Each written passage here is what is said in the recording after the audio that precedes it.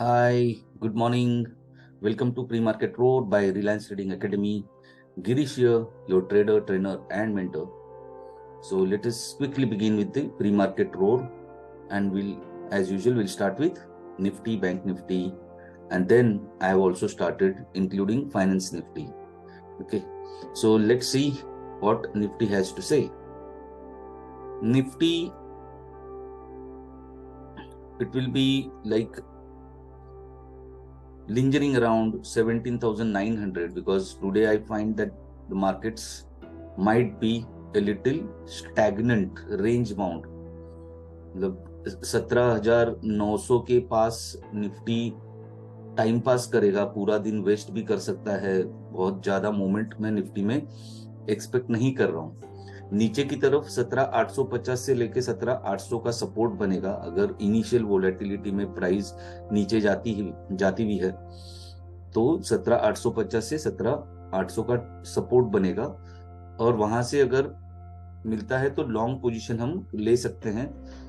17,750 के नीचे stop loss लगा के we can initiate a long position.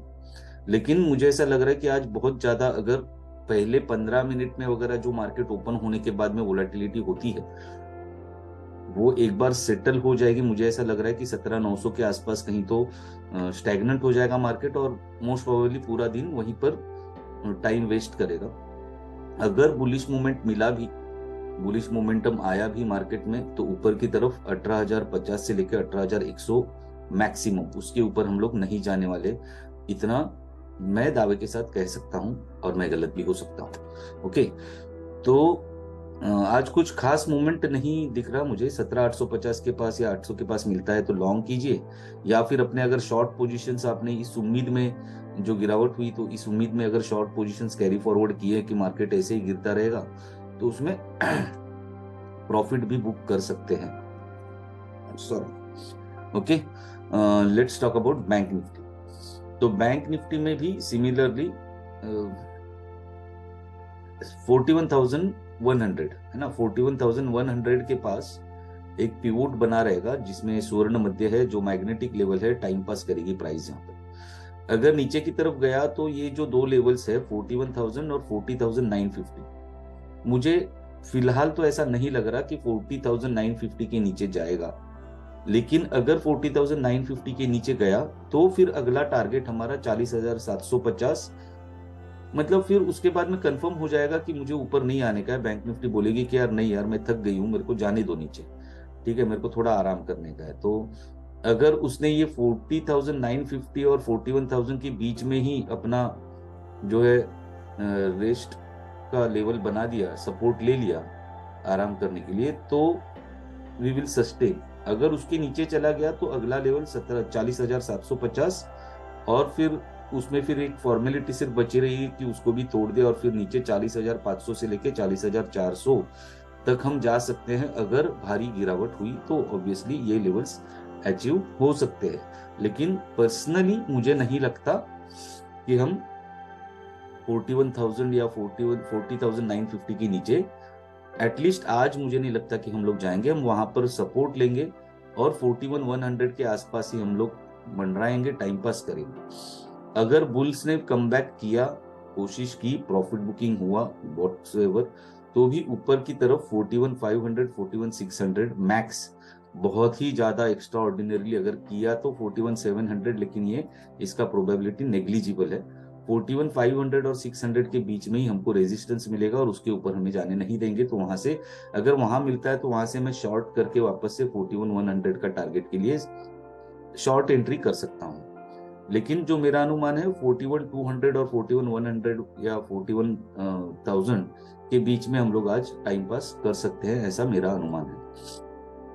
उससे भी ज्यादा जो रेंज माउंट, या जिसे हम लोग सैचुरेशन या कंसोलिडेशन हम लोग को देखने को मिलेगा, वो मुझे फाइनेंस निफ्टी में लग रहा है। 18,400 का पिवोट बना हुआ है, और मुझे नहीं लगता कि इसमें भी कुछ खास मोमेंट आज देखने को मिलेगा। ऊपर की तरफ 18,500 550 का रेजिस्टेंस है, नीचे की तरफ 18,350 18,300। अब ये 18,250 वाला लेवल जो मैंने मार्क किया है, लिटरली मैंने जबरदस्ती मार्क किया है, बिकॉज मुझे ऐसा लगता है कि अगर बेयर्स ने फिर से डोमिनेट किया तो नीचे गया तो 18,250 तक ही जाएगा, उसके नीचे नहीं जाएगा। तो नॉर्मली स्पीकिंग मुझे ऐसा लग रहा है कि 18,350 से लेकर 18,300 तक ही फाइनेंस निफ्टी भी सपोर्ट लेगा। 18,400 का सेंटर पिवोट बना रहेगा और 18,500 18,550 मैक्सिमम अपर साइड हम लोग देख सकते हैं। दो स्टॉक्स नजर में आए हैं, स्टॉक स्पेसिफिक बात करूं तो एक है श्री सीमेंट। तो श्री सीमेंट ने भी, अगर आपको याद है, ऐसा ही हमने ब्रेकआउट दिखा था किसी और स्टॉक में जो मैंने प्री मार्केट रोड में लास्ट टाइम कवर किया था और उसमें गिरावट हुई। मेरे ख्याल से वो महानगर गैस था, ठीक है। सिमिलर सॉर्ट ऑफ सिचुएशन था कि रेजिस्टेंस का ब्रेकआउट करके जस्ट ऊपर की तरफ ऐसा दिखाई दिया था कि यार ये ब्रेकआउट सक्सेसफुल है करके। लेकिन श्री सीमेंट के बारे में थोड़ा सा डिफरेंट है, क्लोजिंग ऊपर दिया है और ऊपर की तरफ अगर यही मोमेंटम कंटिन्यू रहता है, इनफैक्ट फ्राइडे को ऑलमोस्ट सारे सीमेंट शेयर्स जो है वो तेजी में थे और फिर ऊपर से एक रेजिस्टेंस देखने को मिला था मोस्टली। मैंने काफी सारे सीमेंट के शेयर्स उस दिन देखे थे, जेके सीमेंट था और कौन सा था वो, दालमिया भारत था, ठीक है। तो थोड़ा बुलिशनेस आया हुआ है। लेकिन श्री सीमेंट में अगर 2700 के पास से एंट्री मिलता है, ठीक है, तो ब्लाइंडली एंट्री नहीं करना है कि यार 2700 आ गया तो मैं, क्योंकि देखो अभी भी वो 25,750 के पास है, 25,750।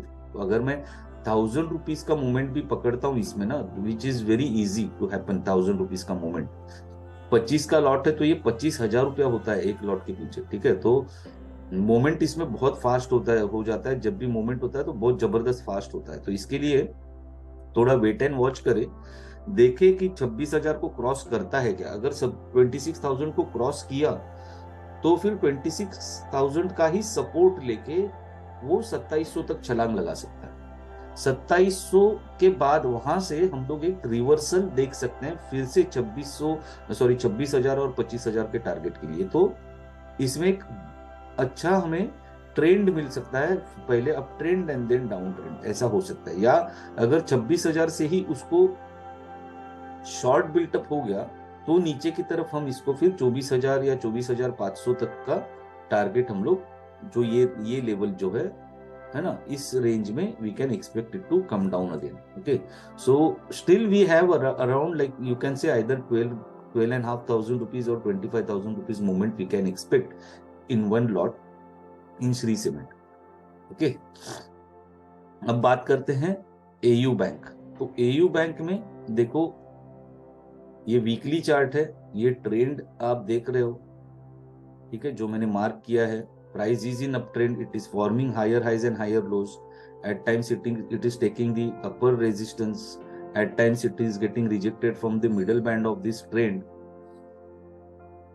as it has done here as well as here. Okay, so now on the lower side 580 से लेकर 600, तो 580 के पास, मतलब नॉट नेसेसरी आज ही मिलेगा, आने वाले कुछ दिनों में, मतलब राउंड फिगर 600 पकड़ो। 600 के नीचे जाने के बाद में, 600 के नीचे जाने के बाद में ये सपोर्ट या डिमांड जोन में एंट्री कर रहा है, ठीक है। तो 600 के नीचे कितना जाएगा, हो सकता है 580। 580 can be a good buying opportunity, so I will wait to see if I get entry anywhere close to 580 23 तारीख तक, है ना। 23 तारीख तक या हो सकता है 23 तारीख के बाद में भी 24-25 का 2 दिन हमें मार्च के एक्सपायरी का मिलता है उसमें, इस हफ्ते में। तो 24-25 तारीख तक अगर मुझे 580 के पास में, 580-570 के बीच में अगर मुझे एंट्री मिलता है, तो मैं इसमें मार्च के एक्सपायरी में लॉन्ग पोजीशन बना के चलूंगा for the target of 650। So I will wait for the confirmation from the price action as well as from the options data, and then I will enter.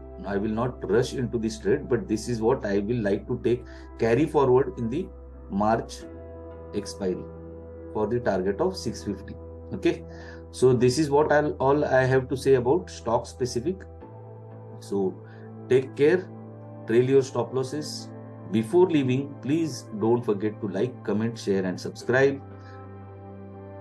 If you want, I am going to share the link of my free forum, a WhatsApp group in which you can join, wherein I keep on sharing the detailed news and events or as they occur during the day. Every day I keep on sharing different news and everything, which is free obviously.